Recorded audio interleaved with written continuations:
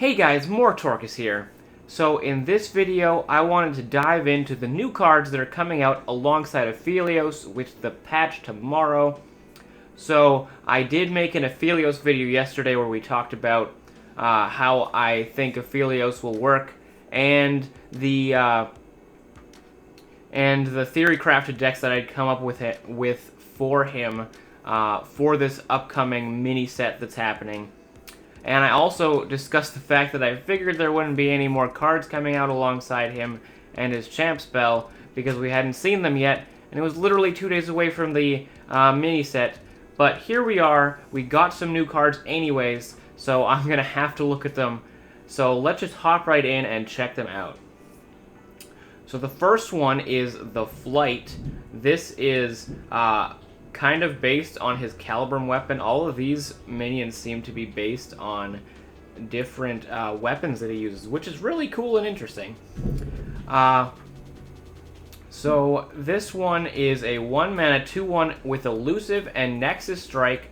Draw 1 and shuffle me into the top 3 cards of your deck.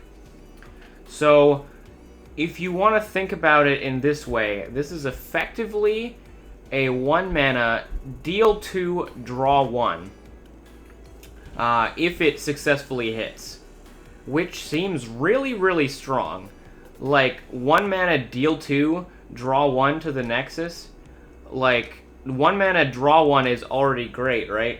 The only downside is, obviously, it can be blocked, it can be removed with some sort of spell or whatnot, but because it can come down literally on turn 1, that is really, really sweet.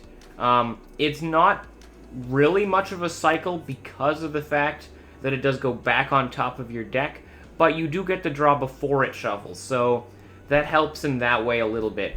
And the fact that you can just do it again means that it's not really a downside at all. Just the main problem is that it could be removed, and that is something you have to consider. It's hard to say exactly where you would put this. Like, I want to say you'd put it in an aggressive deck where you can just start pumping out early damage in a deck like that. Maybe you'd put it into a Nightfall deck because it is a 1-mana unit that you can just throw into your turn and then cycle it through, and it got to activate your Nightfalls for that turn. So it seems pretty sweet. I have a hard time imagining it not making it into some sort of deck, Nightfall or otherwise. I think it'll definitely be somewhere, because being able to just deal some damage and cycle at the same time seems really, really good. So I have high hopes for this one. Then we have Sky Shadows, 2-mana, 3/1. When I'm summoned, refill 2 spell mana if you behold a Nightfall card. So this definitely seems like a card that could also work well in Nightfall. Obviously, like, they're trying to give some Nightfall support, given that Aphelios is Nightfall. They're probably going to want us making some more Nightfall decks. So you can summon this on turn 2 in a Nightfall deck, and then that means that you have spell mana ready to activate your Nightfalls on turn 3. And obviously Crescent Guardian is a really strong Nightfall on turn 3. Aphelios is a really obvious choice as a Nightfall on turn 3. You can also pull it out with Crescendum, which means that you will effectively get a 0-mana 3/1 because you are refilling the 2 spell mana that you used to summon it in the first place. That seems pretty great. It's just a strictly good tempo push there, and you still get to potentially do other stuff with your turn. Maybe that was a great way to Nightfall for the turn and still maintain your spell mana and all that. So it definitely seems like it could be a really strong addition to Nightfall decks. Just being able to fit it into your curve, make the Nightfall just way more smooth with how it plays out. You don't really have to pass very many turns if you do it this way. You don't have to miss any stuff on curve. Although it is slightly understated for a 2-mana card being a 3/1 versus being a 3/2 or something like that. Like, it's slightly stronger than your average 1-drop, but it's slightly weaker than your average 2-drop. But it still feels like it's pretty worth in that way. So I think if Nightfall decks end up being a thing, and I feel like there is a decent chance with the new support that it might, that I think this will definitely be in. Maybe not all of them, but definitely in some of them. Then we have the Fangs, 4-mana, 3/2 with Lifesteal, and the play effect, invoke a Celestial card that costs 3 or less. So with this one, obviously it's a little understated, but the Lifesteal means that it's healing you, and obviously the Invoke effect has a premium to it as well. This is now the 3rd card we have that invokes Celestial cards 3 or less. We've got the Star Chart, we've got Spacey Sketcher, and we've got this. There are a lot of really good things that you can grab in that low-cost Celestial pool. Really good for dealing with stuff. You can get Equinox for the silence. You can get the stun effect that stuns 2 units. You can get, the little challenger, all that kind of stuff. I think this will definitely make it into some invoke decks, the normal, like, Targon decks that are doing that kind of thing. It may shift the way, we've seen Zoe, Aurelia, and Sol decks lately, and it's got Plaza. Plaza's getting nerfed this patch, so it's possible that this might make it into a deck like that versus the Solari Sunforger. Like, this might be a more interesting way of getting lifesteal and stuff like that. I think it will definitely find a place in some form of invoking Celestial type deck. I don't really expect that it might be in too many other types of decks, but you never know. The fact that it is some healing might just make people want to put it into decks that won't really have access to healing otherwise. And the fact that you do get a cheap Celestial card that's very flexible, very helpful in a lot of situations. Another very strong card, I think. Then we have the Cloven Way, 5-mana, 5/4, with Overwhelm and Nightfall, stun an enemy. If it's a follower, stun it again at the next round start. This is the same effect that Gravitum has, because obviously this is the Gravitum unit, and this one was like the Severum one, that one's like the Crescendum one. They all kind of make sense with that, right? So this is going to end up, basically, I think it's going to be very strong because of the fact that you can Nightfall this the turn before you want to attack. You can stun the enemy, potentially slowing down their aggression, and then you will be able to stun them into an open attack, which is so powerful to be able to stun into an open attack without having to play anything or anything like that, which means they'll have 1 less blocker available, and it has Overwhelm, so the remaining blockers will have less impact on being able to block this. Overall, it seems really, really good as a new addition to Nightfall decks. We already know that Crescent Guardian is really good at pushing some damage in Nightfall decks in the current iterations. This is, slightly, only slightly better statted with the 1 extra health, but the effect is so powerful, and I think that will have a huge impact. You can also, obviously, we can use this in the Aphelios Yasuo deck, which people have been talking about. It's still a double stun proc.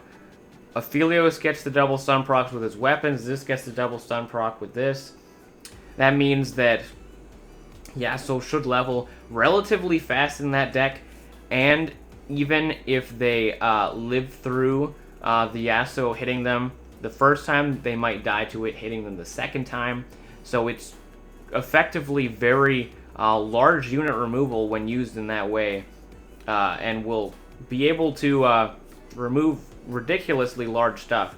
Like, you could take out a 10-10 with a Yasuo like this, as long as you have the Yasuo on board leveled up already.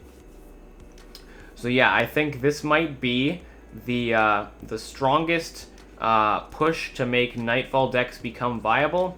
I think it will definitely be a very strong card. Then in the landmarks, we have the Veiled Temple, 4 mana, and each round, the first time you play 2 other cards, refill 2 mana, and grant your strongest ally +1/+1. So, if it didn't say the refill 2 mana, I think I'd call it pretty bad. Obviously, we have Plaza. It's been giving +1/+1 to stuff for a while, and Challenger, and it had no other requirement. But here, you're getting back 2 mana every turn, and that's a really, really strong thing.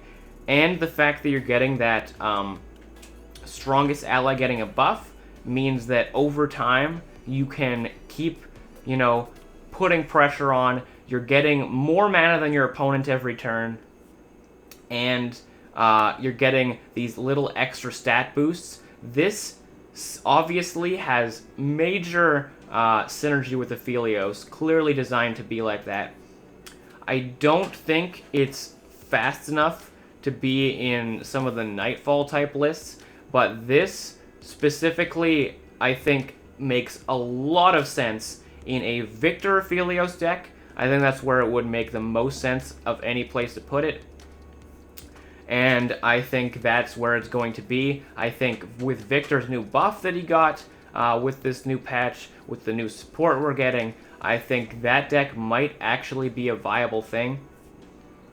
And I think there's no way that this won't see some sort of play, whether it's even in an Aphelios deck or not.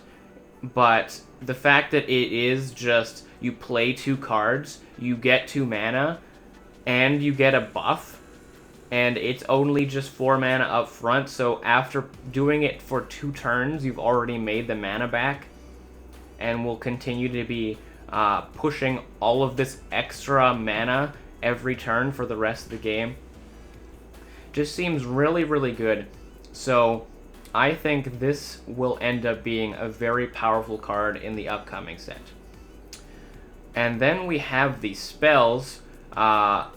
Every region got a spell in addition to, the Targon stuff that we got here as well. The Targon spell we got, aside from the Aphelios Champ spell, is Starbone, which is a 2 mana burst spell. If you behold the messenger, which is the dog, grant celestial allies everywhere +1/+1.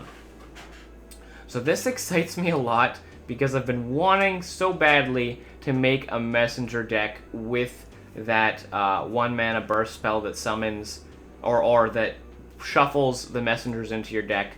With Aphelios and Crescendum, it's now possible for us to tutor out the messengers from the deck after they've been shuffled. I think there will definitely be a deck that you can make out of that that's like messengers all day long, where you Starbone, you shuffle like 15 messengers in your deck, you're pulling them out, it's drawing you cards, all that kind of a thing. I wasn't entirely sure what the game plan was with the Crescendum Messenger thing before. I was theory crafting that already. I was doing Go Hard at the time, and Go Hard's been nerfed since then, and that was probably never the best way to use it. But this sounds way more interesting, and you can also combine it with other Celestial generating cards, and it'll be very good. I almost think that the best way you might want to do it would be instead of Aphelios Victor, maybe you'd even do Zoe Victor, just because Zoe can get you those star charts, and that's a lot of extra Celestials that would benefit from these stats. We'll end up seeing how it goes or not, but I think a Starbone Messenger deck sounds really cool and fun, and might end up being a legitimate deck. We'll have to see. You could even shuffle more copies of Starbones into your deck with, stuff like counterfeit copies, which lets you pump up the messengers more and more and more to the point that they end up being unable to be dealt with anymore. The real issue is going to be whether you can draw that many messengers. Normally, when I end up playing that card, I've tried to, I never find any messengers. I maybe find one, and if that's the case, then it's really not going to do much. But we'll have to see how that goes. The next card is a Piltover card. It is Stress Testing. 1 mana burst spell. Remove fleeting from all cards in your hand. And when I'm discarded, draw 1 fleeting. So, the first thing I think of with this card is discard aggro. You can discard it. It gives you an extra card in your hand. We obviously would want more card draw in that deck, and more discard fodder makes a lot of sense. The remove fleeting effect, I feel, is almost irrelevant in that case, but in the very popular lately Twisted Fate Fizz deck with Burble Fish and all that, the remove fleeting might actually be relevant, because pick a card is very important in there, and the 1-drop as well that gives you a fleeting card in your hand, also there. You're not probably going to use that effect very much still even there, but it has more use there than it does anywhere else, I think. So, normally it's going to be a free draw 1 with fleeting, and that's going to be amazing. You just rummage, and then you draw 2, and then you draw 1 extra fleeting. You probably want to play that fleeting one. It seems really intense.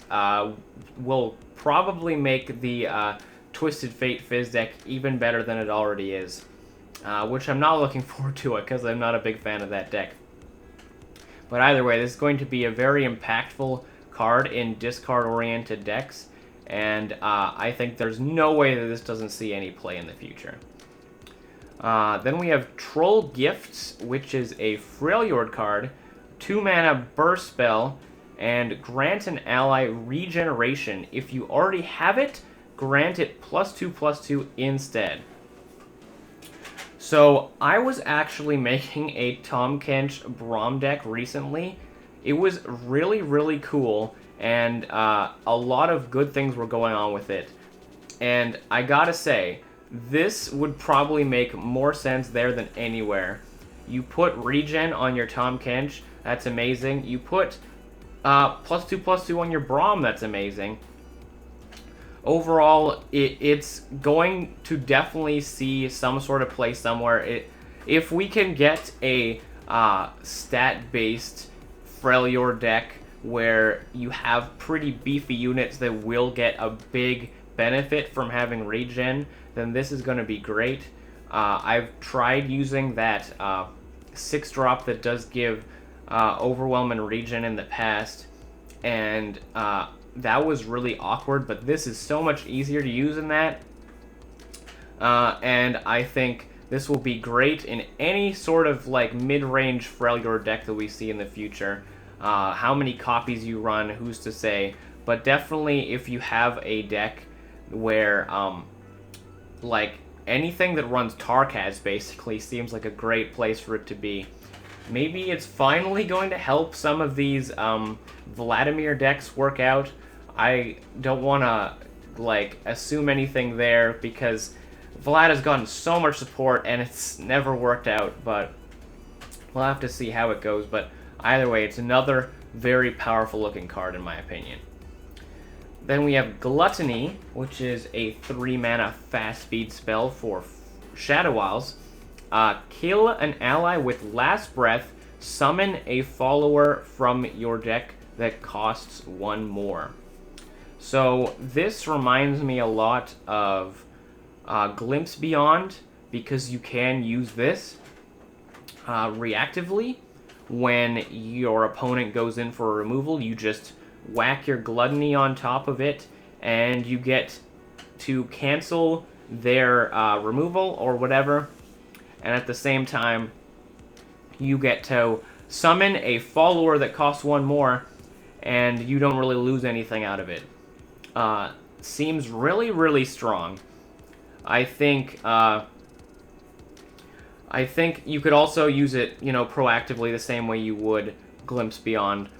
The first idea that comes to mind is Anivia with Rekindler, or the Undying with whatever 4-drop you might be wanting to run with that kind of a deck. Another really strong spell. I feel like this set looks really, really good, so I think there's no way that this doesn't see some sort of play. Certainly with Anivia, because Rekindler with Anivia is such a powerful combo. Being able to tutor your Rekindler to get more Anivias, potentially getting 2 Anivias right off the bat with that situation, seems really, really strong. So we'll have to see how that goes. I think there's going to be quite a few different things you can do with it. Obviously, we still don't have too many Last Breath units in the game, but I'm sure in the future, as more Last Breath gets printed, this is going to get stronger and stronger as well. The next card we have is Flurry of Fists, which is the Ionia spell. This is a burst spell, and grant an ally +1 attack and quick attack. If it already has it, grant it double attack instead.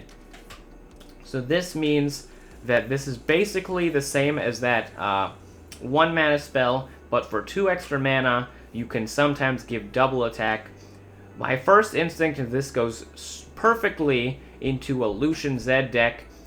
You can hit it on the Lucian, you can hit it on the Senna, you can hit it on the Zed, you can hit it on Ren Shadowblade, all of these different things.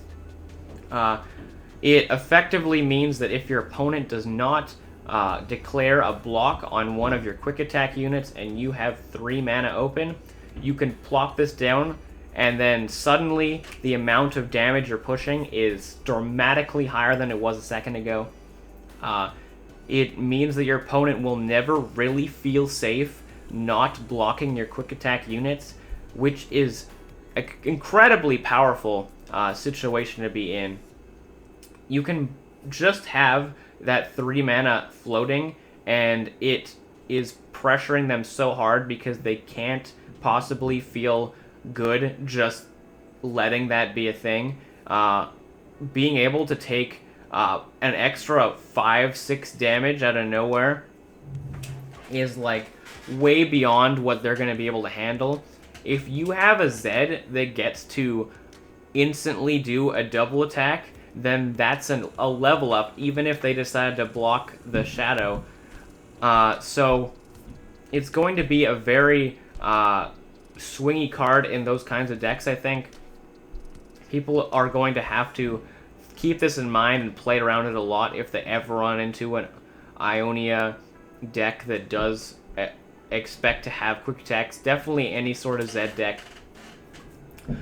So I don't know if those decks are going to be big in the meta. Plaza did just get nerfed, but I think even with Plaza nerfed, quick attack stuff is still going to be really good with Plaza, since the health won't really affect them. The quick attack was already getting them through the trades that they were having. So overall, another very powerful spell in my opinion. Then we have Powder Pandemonium. This is the Bilgewater spell, 4 mana, slow, and summon a Powder Monkey, and give a random enemy vulnerable this round for each time you've activated Plunder this game. So if you activate a bunch of Plunders, it is possible that you could vulnerable their entire board, but it is still 4 mana, slow speed, summon a Powder Monkey. The vulnerable you know, it could do a lot, but I also don't expect a ton from that. This one definitely seems like the weakest card we've seen so far. The Powder Monkey can pull one of the units, and, you know, your other units can pull some stuff out of the way too. But unless you have one really big unit and they don't have enough blockers to block all of your stuff, then I don't think this is really going to matter too much.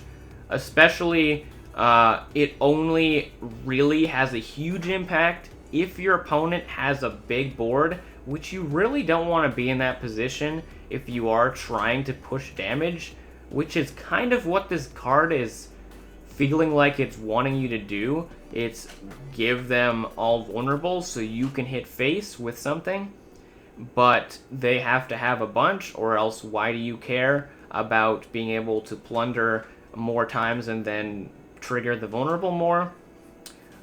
You'd be better off using the burst spell that gives two vulnerables, in my opinion. Much more effective than this card. I don't think this card is going to see any play. I think this card is way below the curve in terms of power level. I think this is the first card I've seen that I definitely don't think will see any play. And, you know, maybe one day there's some crazy combination of cards that makes it work, but I don't really see it. Then we have Wild Claws. This is a Noxus card, 5 mana slow speed. An ally strikes an enemy.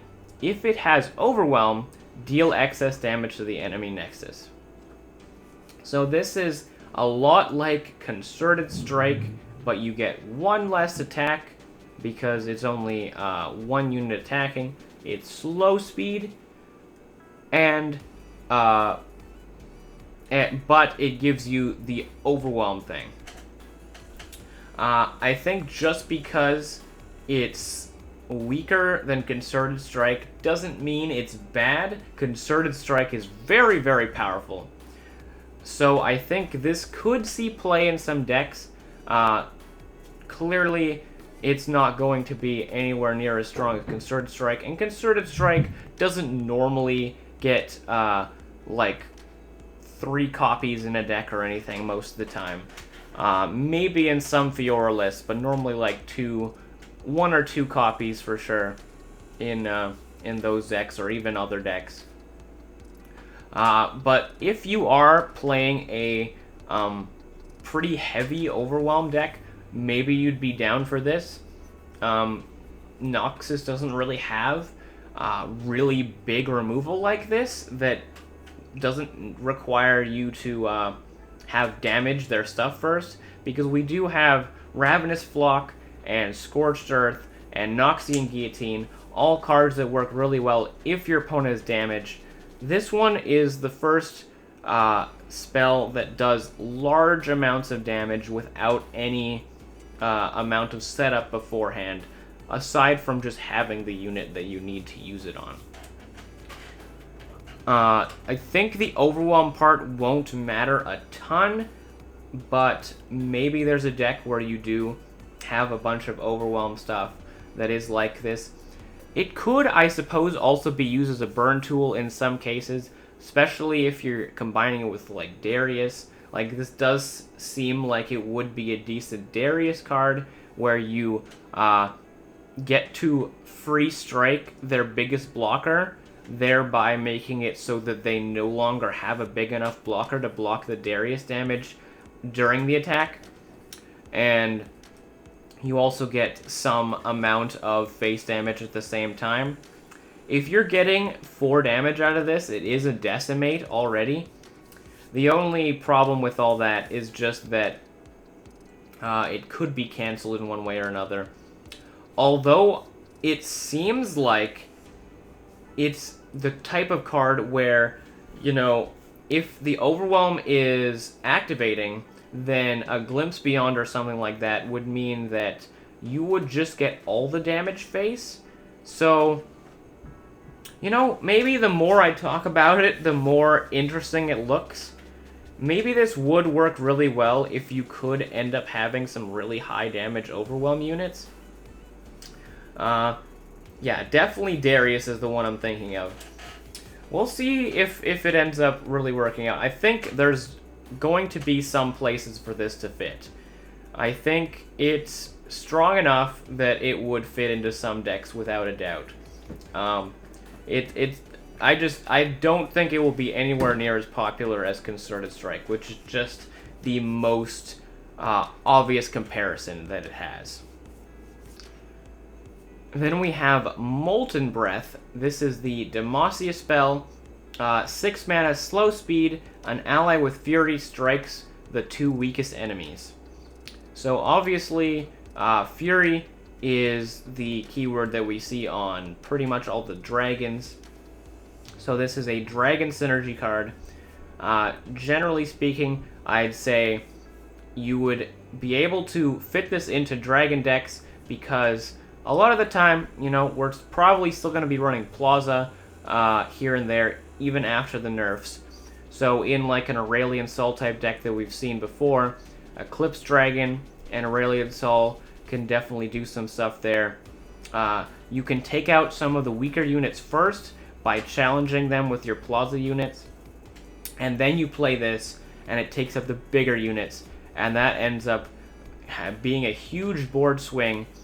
And the Fury strikes mean that the dragon is also growing a couple times during this. It is a one-sided strike, so it is just strictly removal, which, you know, if they have pretty large units, like they had like 2 Sith-3 of the Bolds, they're just out of there if a Eclipse Dragon hits them, and then it grows to be a 9/9. Seems really, really nuts. You know, obviously it can be cancelled by something like a Vengeance or whatever, but we haven't really seen too much of that stuff kind of lately, and you can play around that pretty effectively. So I think this will fit into some dragon decks. You even have the Challenger Dragon, which makes it easier for you to line up this to hit the bigger units after you've done the challenging of the weakest stuff on the board already. So, yes, I think this will be some ridiculously powerful removal in dragon decks. Might push them to be more popular. I'll be interested to see how that goes. And obviously we've already looked at Gifts from Beyond yesterday in the Aphelios video. So that's pretty much all that we've got. I'd say outside of Powder Pandemonium, I'd basically say every single card here is at least decently powerful. Like, this is going to have a huge impact on the meta, in my opinion. I think that Nightfall will have a bit of a comeback. I think that Aphelios will end up being a pretty good champion in the overall scheme of things. And I think all of these spells end up having a pretty big impact on either existing or fringe decks that may end up being a lot more popular after these new additions. So I'm really excited to see how it goes. Anyways, thank you for watching the video, guys. Please leave a like if you enjoyed it. Comment down below what you think of these new cards. And if you enjoy my content, please subscribe if you'd like to see more of it. And I'll see you guys in the next one.